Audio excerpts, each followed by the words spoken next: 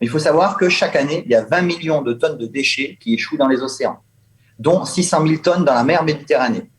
On s'imagine que sous prétexte que les déchets se dégradent, ils disparaissent. Non, non, c'est parce qu'ils sont plus visibles, tout simplement. Donc ils continuent à nuire finalement à l'humanité. De la générosité, des talents et du cœur, c'est la sauce du jour sur studioqualita.com. Samuel Guélem, bonjour, ravi de vous retrouver. Alors vous êtes aujourd'hui avec nous parce que vous organisez un grand nettoyage, pas vous tout seul évidemment, mais à l'occasion de la campagne de l'Union européenne Clean Beach, au Clean Up, je ne sais pas comment on appelle ça. La campagne en elle-même s'appelle #EU Beach Cleanup. Voilà, Clean Beach, ça c'est le nom de mon groupe de bénévoles. Exactement, donc c'est pour ça que je faisais le distinguo. Donc vous avez décidé de parler encore avec nous ce matin sur l'antenne parce que vous voulez mobiliser les francophones pour ce grand rendez-vous du 15 octobre à Batiam. Francophone et Olim européen, puisque, comme l'indique le nom de cette campagne, Beach Cleanup, c'est à la base créé en 2017 par l'Union européenne et c'est né de la nécessité de protéger l'environnement à l'échelle mondiale contre le changement climatique et la pollution plastique, qui sont vraiment les deux fléaux pour les plages. Alors, vous savez que je suis concerné par les plages. Bien sûr, vous savez qu'on aime bien les chiffres, vous aussi. Donc, je crois que vous avez quelques chiffres à nous donner, notamment au niveau de la pollution. On ne se rend pas compte de tous les déchets plastiques, de tout ce que vous ramassez sur les plages. Alors, à votre échelle, ça peut paraître quelques déchets, bien évidemment, quelques sacs plastiques, mais au niveau de la planète, c'est absolument considérable. Alors, tout à fait. Si vous voulez des chiffres... Je vais en parler, ça va peut-être vous faire peur. Donc, il faut savoir que si on remonte à 1950, le monde produisait 1 million de tonnes de plastique par an contre 350 millions de tonnes actuellement. D'accord ? Donc, depuis les années 50, on a donc produit 10 milliards de tonnes de plastique. Ça, c'est au niveau de la production. Mais il faut savoir que chaque année, il y a 20 millions de tonnes de déchets qui échouent dans les océans, dont 600 000 tonnes dans la mer Méditerranée. Et on a donc entre 8 et 18 millions de déchets plastiques qui se retrouvent dans les océans. Ça correspond à entre 40 et 90% des déchets. Donc, ce qui est quand même énorme. Il faut savoir que 80% de ces déchets proviennent des activités terrestres, donc 20% restants des activités maritimes. Et 75% de ces déchets marins coulent et se retrouvent dans les fonds marins. Donc, les 25% restants, ils dérivent et se transforment progressivement en minuscules déchets qui sont absorbés par la faune et la flore et par nous-mêmes. Donc, tout ce qui n'est pas visible n'est pas forcément... oui, parce que les poissons qui mangent des mini-particules de plastique, forcément, quand on mange les poissons, on mange aussi du plastique. Donc, c'est pas seulement pour la nature, mais c'est global, quoi. Ce que tout à fait. C'est pour tout. C'est-à-dire c'est pour nous aussi. On s'imagine que sous prétexte que les déchets se dégradent, ils disparaissent. Non, non, c'est parce qu'ils sont plus visibles, tout simplement. Donc, ils continuent à nuire finalement à l'humanité, puisque vous savez que l'homme dépend de la nature. Donc, il se trouve que cette année, pour enchaîner sur la campagne de cette année, si vous me le permettez, elle est sur le thème de la biodiversité, dans le droit fil de la prochaine conférence COP15 de l'ONU. Et selon les experts de l'ONU, 1 million d'espèces animales et végétales sont menacées de disparition, donc ce qui est quand même assez alarmant. Alors, justement, donc, si vous voulez qu'on parle des chiffres d'Israël également, je peux vous en donner. Israël produit 5,3 tonnes de déchets par an, ce qui est quand même plus élevé que la moyenne de l'OCDE. Et elle présente l'un des taux les plus bas en termes de recyclage parmi les nations développées. 21% contre 34% en Europe. Donc forcément, beaucoup de plastique et de déchets se retrouvent dans la nature. Tout à fait. Donc il est temps d'agir. Alors justement, il est temps d'agir. Vous avez déjà commencé. Est-ce que vous avez réussi à sensibiliser la population de Batiam, des environs ? Est-ce que votre action est de plus en plus, on va dire, connue et trouve bien sûr, on va dire, des gens qui se sentent concernés ? Alors, je dirais qu'on a fait en sorte que ça soit le cas, si je puis dire, puisque depuis le début de la saison de baignade de cette année, nous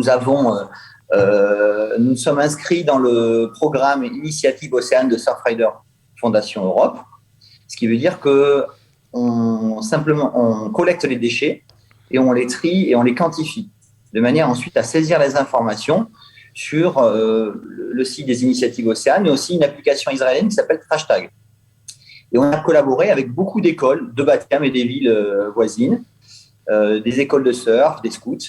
Donc, on a sensibilisé pas mal de monde. Et cette deuxième partie donc, de tri et quantification des déchets est très pédagogique. Parce que les gens se rendent compte, finalement, à quel point les plages sont sales. Souvent, on peut ramasser 1-2 déchets, mais on n'a pas, si vous voulez, l'idée de l'ampleur de la pollution. Et c'est vrai que quand on procède à un nettoyage de plage et qu'on trie et quantifie les déchets après, on vide tous les sacs poubelles sur le sol, pour pouvoir les trier et les quantifier. Et on voit l'énorme monticule de déchets et c'est vrai que ça peut faire peur. Alors vous faites ça en 2 temps, j'imagine, ou vous faites ça juste après la collecte des déchets? Alors effectivement, c'est en 2 temps. C'est-à-dire qu'on a 2 heures d'activité, 1 heure de collecte et 1 heure de tri et quantification des déchets par catégorie. Et ensuite, ces données, je ne l'ai pas précisé, mais elles sont remontées par Surfrider, Trashtag, qui font du lobbying auprès des dirigeants de ce monde. Donc, ça peut être au niveau de la Commission européenne, des Nations Unies, au niveau du gouvernement israélien, des municipalités, afin de faire bouger des choses, de faire adopter des lois. Ce qui a été le cas d'ailleurs, si vous voyez, en Europe, puisqu'il y a une loi qui est passée depuis le 3 juillet 2021 contre la mise en place d'objets jetables en plastique à usage unique. Alors, si je vous écoute bien, parfois les gens ont l'impression, de venir, d'être un peu, d'être bénévole, mais de ne pas servir à grand chose, de ne pas avoir de pouvoir. Mais finalement, quand on regarde la chaîne d'un bout à l'autre, oui, même à son échelle individuelle, on peut faire changer les choses. C'est très important ce que vous nous dites. Tout à fait. Il faut pas s'imaginer que c'est une cause perdue. Il est vrai que le simple nettoyage ne va pas résoudre le problème. Il faut s'attaquer à la source. C'est pour ça que nous sommes engagés, comme je vous le disais, à ce programme de Surfrider Fondation Europe. Surfrider étant le leader mondial du nettoyage de plage, il faut le savoir, qui nous fournit donc le matériel, gants réutilisables, sacs poubelles recyclables, des bannières aussi de sensibilisation et qui, eux, ont, je dirais, une action à l'échelle européenne et mondiale. Alors, qui peut venir à ce nettoyage de plage? Je rappelle qu'il y aura lieu le vendredi 15 octobre. De quelle heure à quelle heure, Samuel? De 8h30 à 10h30.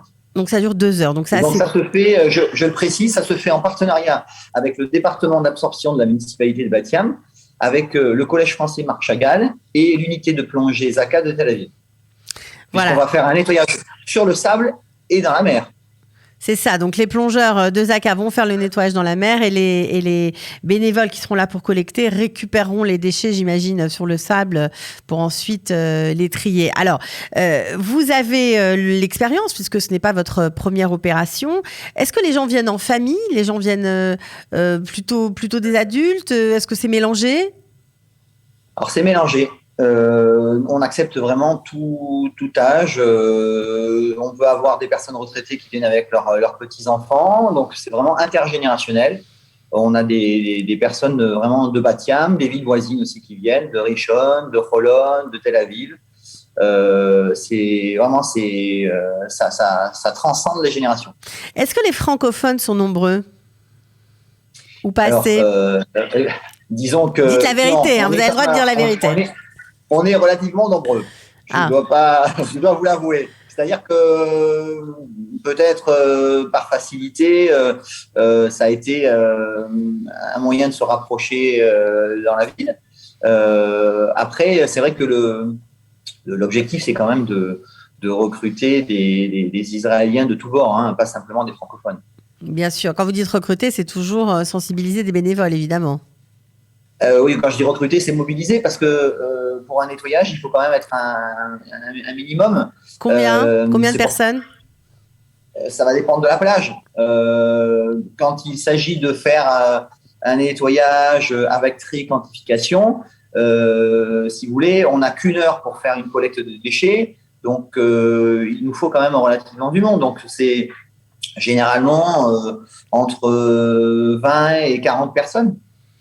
Entre 20 et 40 personnes. Donc, c'est quand même pas mal. En tout cas, nous, on voulait vous dire d'abord bravo de l'énergie que vous déployez pour essayer de faire changer les choses. Bravo pour croire en cette planète que nous aimons, voilà, et dont nous ne prenons pas toujours grand soin. J'espère que vous allez réussir à faire bouger les lignes. Voilà. En tout cas, merci de nous sensibiliser à ce sujet. Je rappelle que vous organisez un grand nettoyage. On fait comment pour y participer? Ça, c'est le point le plus important avant de se quitter. Vendredi 15 octobre sur la plage de Berthiam.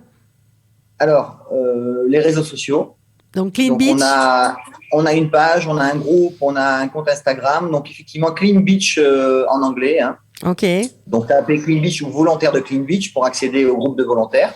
Et toutes les informations, puisque c'est un événement public, sont mentionnées. On a rendez-vous donc sur la plage Acela. Alors, voilà. Vous savez, la plage qui est entourée de rochers, d'où le nom. Et donc, plage Acela, 8h30. On n'est pas obligé de s'inscrire, on peut venir comme ça? Il vaut mieux s'inscrire pour que je puisse quand même préparer suffisamment de matériel. Donc, on fournit le matériel, donc il suffit simplement de venir comme on est, avec son sourire et la bonne humeur pour nettoyer la plage de Acela à Berthiam. Merci beaucoup Samuel Guélem et bravo. Merci Cathy. À bientôt.